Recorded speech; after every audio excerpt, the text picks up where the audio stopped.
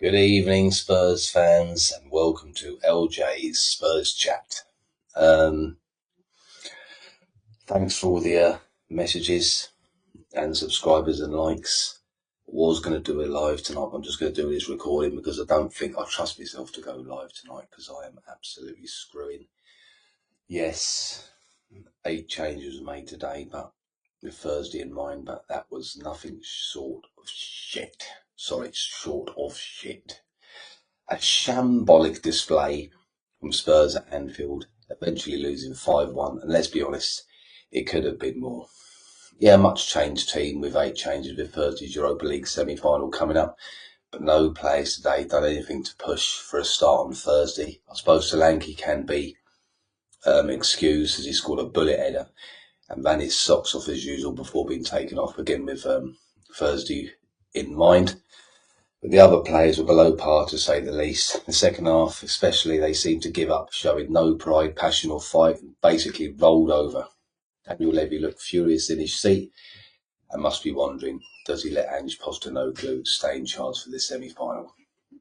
No, in my opinion. Many will disagree, but that's what football's all about. It's all opinions, isn't it?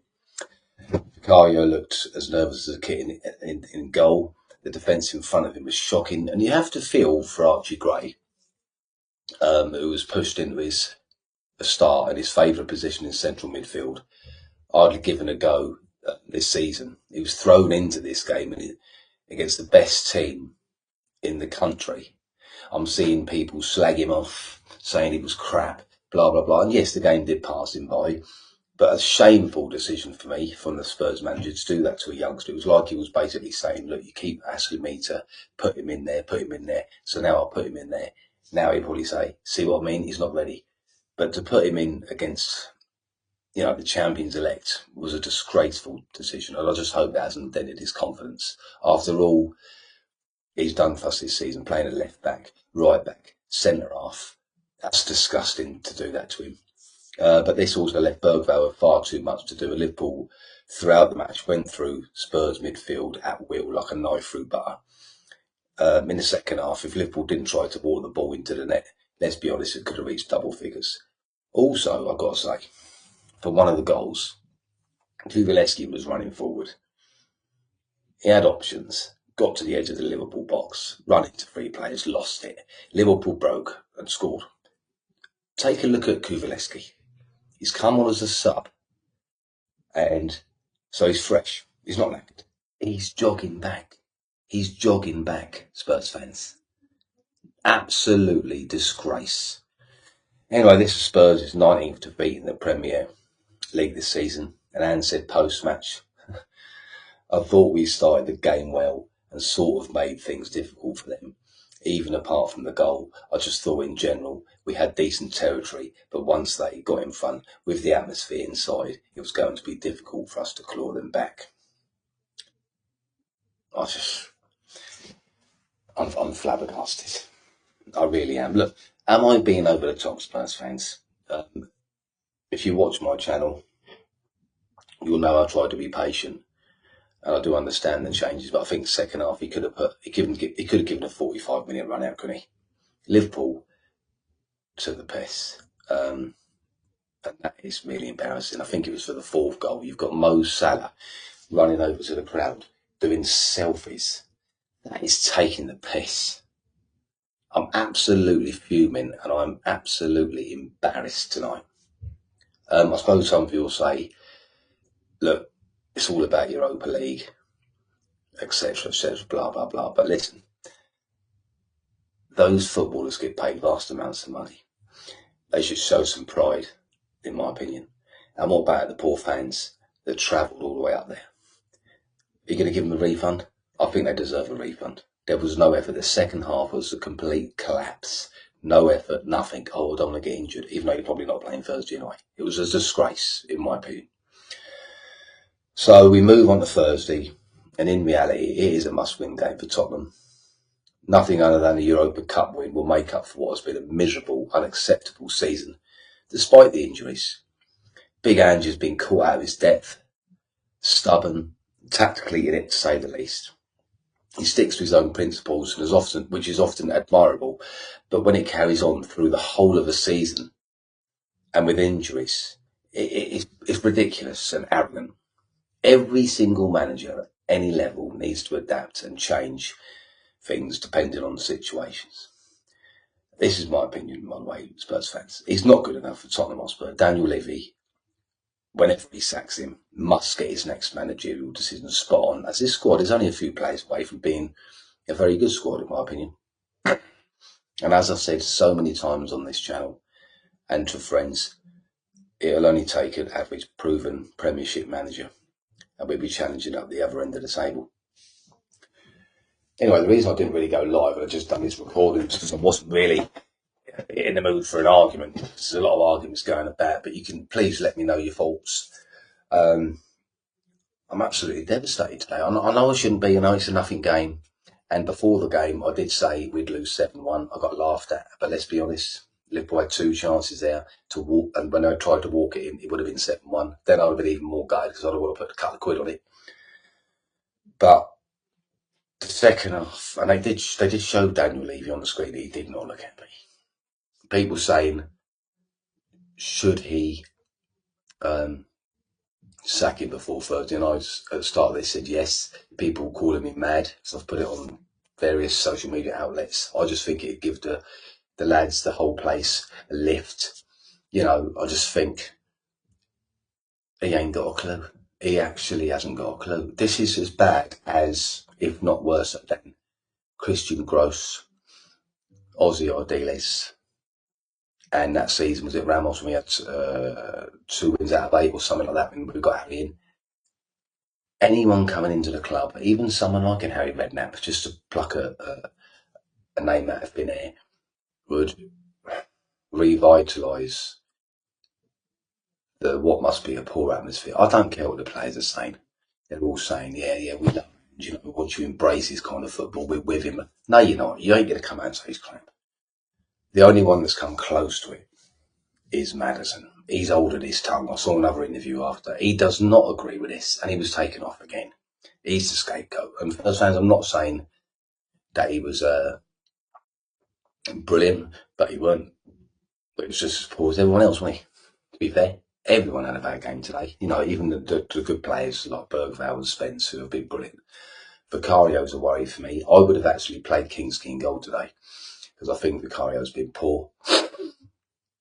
But there's something seriously wrong and seriously needs to be done from boardroom level down in the summer because we are in trouble.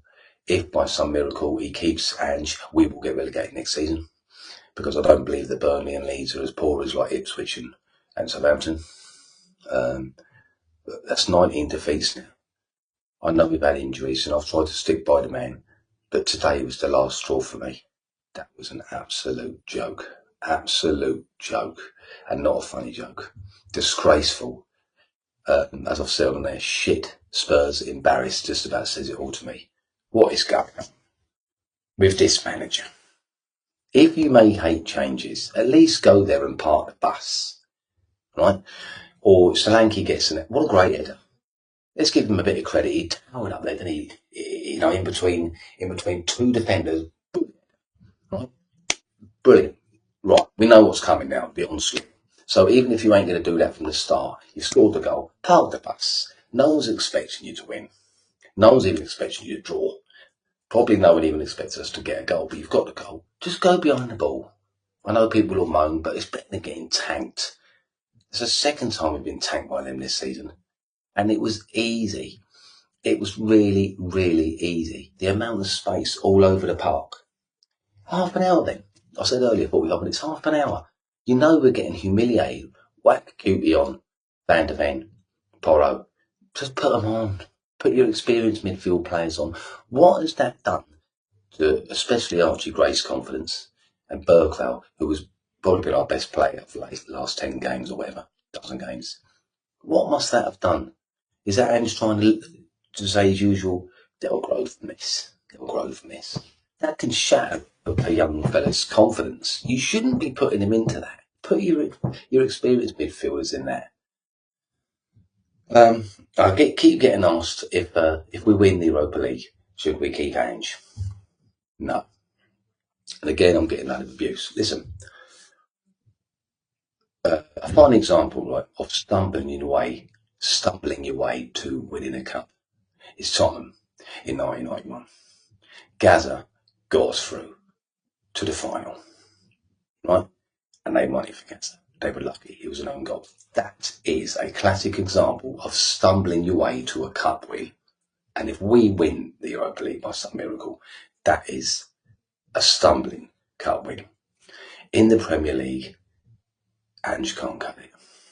His style of football, his only plan A, works in mediocre leagues, which it has done. But this, as I keep saying, is a different level. I sound like a parrot, but it's true. It's not going to work in the Premier League. I don't care what anyone says. I do not care. There's certain people out there that are saying, oh, we don't want another manager. We don't want another manager. So every 18 months we get rid of the manager. I totally get that. But if you think you're going to get relegated next season if you keep this bloke, you can't get rid of him. You've got to get rid of him. No, I haven't got anyone in mind to who I want to replace him. I really don't know, because I don't think it really matters with the board. I suppose if I was Daniel Levy, I would probably now go for someone who knows the club. Maybe someone that's been at the club, even in the background, that knows what it's like to play for Tottenham Hotspur Football Club. Doesn't matter if he's attacking, defending, or if he hasn't been brilliant, because I think they've got winners. They've had so many great managers lately, and up to this board, they don't get backed. This manager has been backed to a degree. The net spend was something like half a billion pound, but it hasn't been spent wisely. So get Paratici back in, get someone in who knows the club, what it means, and just go from there. Do you know what I mean? I think that's the only way forward. I don't think it matters if it's a big name or a little name, because we've seemed to have tried defensive, offensive, and it ain't going to work. It ain't going to work. Poch back? I don't know, because I think your memory can play tricks on you. That was another example of us stumbling our way to the Champions League final. Do people forget the Bayern Munich hammering that we got? Do they forget when Poch put Son as a wing back? Do they forget that in that Champions League final he made a mistake of playing Kane instead of Moura? He wasn't perfect, right? But we done well in the league, granted. But no one's perfect.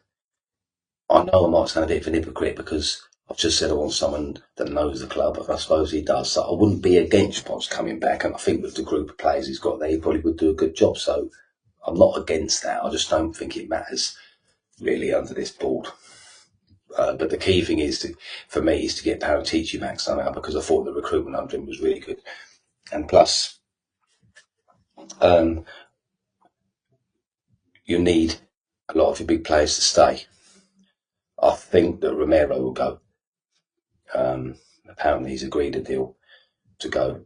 Let him go. That one's bigger than the club. Maddison will stay, apparently, I've heard, if Ange goes. I think we could all see that. But yes, Spurs fans, am I being over the top with today because it was a nothing game? I don't know, but it was just a second half. Not even collapse, really, was it? Because it was just like they just give up. And there's no excuse in life. I say it to me boy all the time. Never give up in anything in life. In sport, anything you do. If you want to get something, and when it gets hard you give up, then you don't deserve to get anything.